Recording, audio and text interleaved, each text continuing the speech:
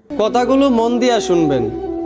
গাধাকে যখন সৃষ্টি করা হলো তখন গাধাকে বলা হলো, তোমাকে সকাল থেকে সন্ধ্যা পর্যন্ত প্রচুর পরিশ্রম করতে হবে, সারাদিন পিঠে বোঝা বয়ে বেড়াতে হবে, খেতে পারবে শুধুই ঘাস, তোমার মাথায় কোনো বুদ্ধি থাকবে না, আর তোমার আয়ু দেওয়া হবে 50 বছর। এইটা শুনে গাধা বলল, হে প্রভু, আমাকে 50 বছর না দিয়ে 20 বছর আয়ু দিন, আমি এত বছর বাঁচতে চাই না। সৃষ্টিকর্তা তার এই কথা মঞ্জুর করলেন। তারপর যখন কুকুরকে সৃষ্টি করা হলো তখন কুকুরকে বলা হলো, তুমি হবে মানুষের একজন কাছের বন্ধু, আর তোমার খাবার হবে মানুষের থেকে যাওয়া জুটা খাবার, আর তোমার আয়ু দেওয়া হবে 30 বছর। এইটা শুনে কুকুর সৃষ্টিকর্তার কাছে হাত জোর করে বলল, হে প্রভু, আমি 30 বছর বাঁচতে চাই না, আমাকে 30 বছর থেকে 15 বছর আয়ু দিন।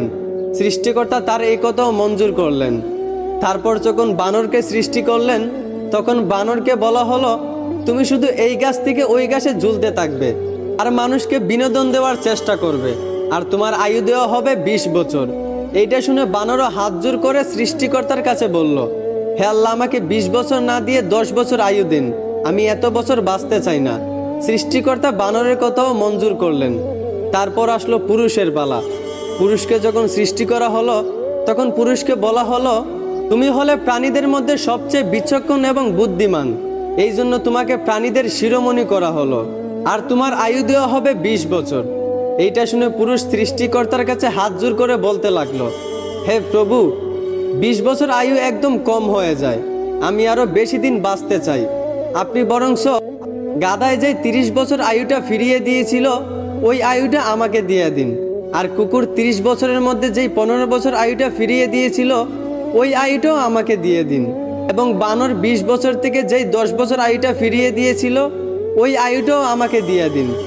সৃষ্টিকর্তা পুরুষের এই কথাগুলো মঞ্জুর করলেন। তারপর থেকেই ছেলেরা 20 বছর পর্যন্ত পুরুষ হয়ে বাঁচে, আর যেই 30 বছর গাধার থেকে চেয়ে আনা হয়েছিল সেই 30 বছর পরিবারের বোঝা পিঠে বয়ে বাঁচে, ঠিক একদম গাধার মতোই। বাকি 15 বছর সন্তানরা যা দেয় তা খেয়েই বাঁচতে হয়। যেমন একটা কুকুরকে মানুষ যা দেয় তা খেয়েই বাঁচে, ঠিক তেমনি একটা পুরুষও বাকি 15 বছর এইভাবেই কাটাতে হয়, ঠিক একটা কুকুরের মতোই। আর বাকি 10 বছর পুরুষদেরকে বানরের মতোই বাঁচতে হয়।